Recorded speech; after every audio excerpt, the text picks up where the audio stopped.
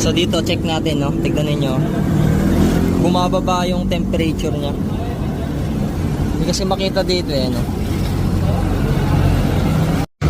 So hindi ba na kanina nasa 80 siya. Pero ngayon nagda-drop na siya sa 40, oh. 'Di ba?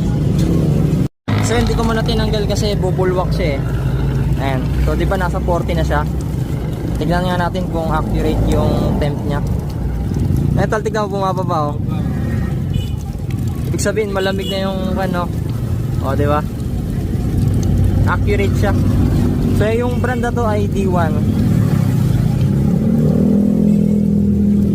So mura lang to, nasa 1 lang to.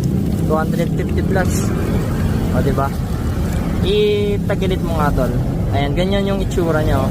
Ito yung sensor niya. Parang ganito yung nakasalpak dun sa may hose natin. And bibigay na natin to sa tropa. Ayo. Solid, oh. Solid, oh. Siyempre. So ibabalik ko na yung BRD natin na cap. So ayan, inaawitan niya kasi ito, bibili na lang ulit tayo ng bago. Salamat, Ano masasabi mo ay? Salamat, Eddie. Motor review, ah. Salamat kay Motor Review.